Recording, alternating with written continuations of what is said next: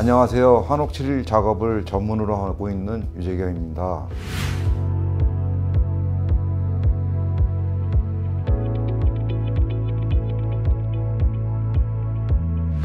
한옥에 살다 보면 목재가 직사광선에 노출되거나 빗물이 들이치면서 조금씩 탈색되고 오염되는 것을 볼 수 있습니다.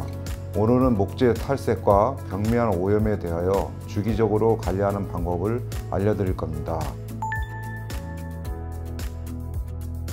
주 구조가 목구조로 이루어진 한옥은 주로 외부의 목재가 장기간 직사광선에 노출되거나 빗물이 들이치거나 노후화로 인하여 조금씩 변색되어 가는데요. 외부에 노출된 목재가 변색되는 것은 자연스러운 현상입니다. 하지만 관리를 하면서 아름답게 변색되어 가는 것과 방치되어 산만하게 탈색되고 오염되는 것은 차이가 큽니다. 한옥에 사시는 분들은 주기적으로 칠 관리해 주면서 내 집이 세월의 흐름에 따라 건강한 고택으로 길들여지도록 관리하는 것이 좋습니다. 경미한 목재의 탈색과 오염 상태에서는 간단한 칠 관리로 안정적인 유지 관리를 해 나갈 수 있지만 2층과 같이 작업 위치가 높아서 위험한 경우, 작업 범위가 광범위한 경우에는 전문 기능공에게 의뢰해서 작업하는 것이 적절합니다. 자, 오늘 우리가 작업할 한옥입니다. 지속적으로 직사광선에 노출되고 빗물이 들이치는 하단부가 주로 탈색과 오염이 된 상태이고요. 처마에 보호되는 상단부는 상대적으로 양호한 것을 볼 수 있습니다. 이 하단부의 목재를 2년에서 3년 주기로 칠 관리하면 되는데요. 지금부터 이 탈색과 오염된 목재를 닦아 바탕 처리하고 목재 보호제를 칠해 보겠습니다. 작업 시기는 습도가 높은 장마철이나 추운 한겨울을 피해서 목재가 건조한 시기 봄과 가을에 칠을 하는 것이 좋습니다. 작업을 시작하기 전에 화면에 보이는 재료들을 준비해 주세요.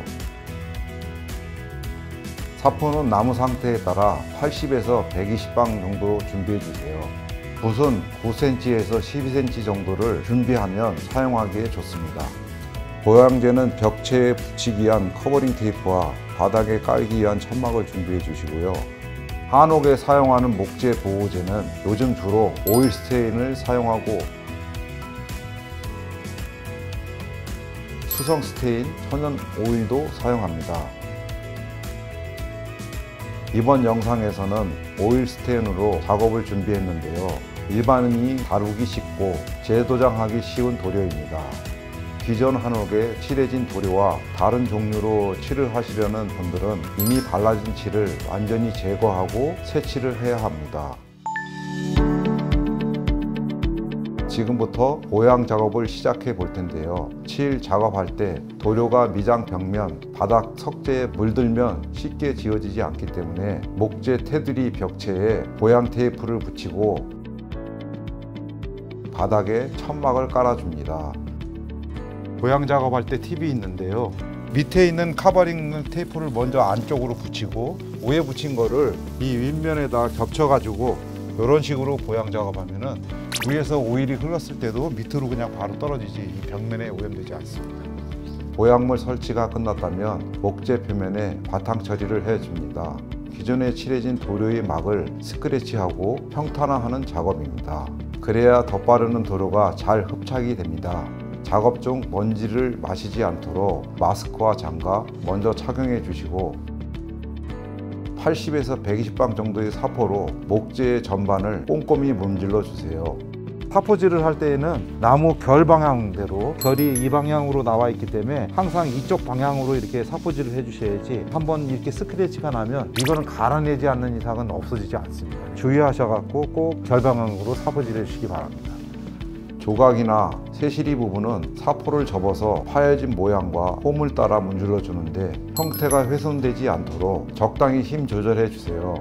바탕 처리가 끝났으면 소지붓, 마른 걸레로 목재면에 먼지를 제거해 주시고 이제 목재 보호제를 칠해줄 차례입니다. 일반적으로 칠할 때는 1회 칠은 1제곱미터당 0.1리터 정도가 소요됩니다. 제품의 유효기간과 용량을 확인해서 내가 계획한 칠 관리 주기에 맞게 적당량을 구매하시면 좋습니다. 제품에 그대로 붓을 담가서 사용하거나 보관 중에 공기가 통하면 쉽게 변질되어 나중에 재사용할 수 없게 됩니다.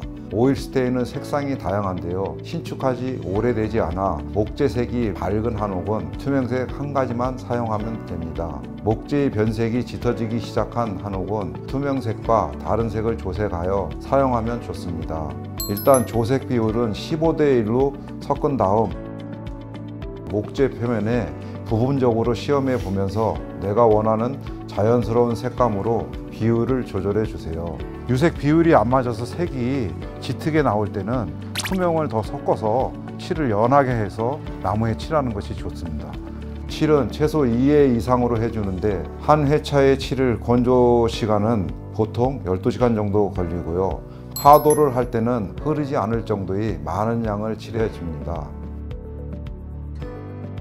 하도 칠이 완전 건조되면 320방 사포로 도장면 전반을 문질러 주는 샌딩 작업을 해야 합니다.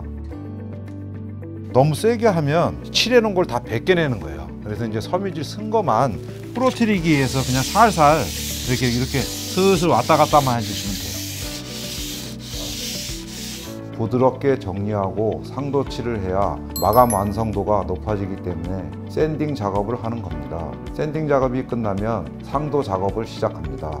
상도 칠할 때는 얇게 여러 번 골고루 펴 발라줍니다. 위에 색깔하고 비교해 봤을 때 색이 옅으면 유색으로 한 번을 더 칠하고 색이 거의 비슷하다 싶으면 투명으로 한 번 더 올려서 칠을 마무리하도록 하겠습니다. 대문 하부, 맞배 지붕 측면, 외부 난간, 쪽마루처럼 직사광선 노출과 빗물 들이침이 심한 부분은 다른 곳보다 신경 써서 주기와 횟수를 더 많이 칠해줘야 합니다. 이렇게 모든 작업이 끝났습니다.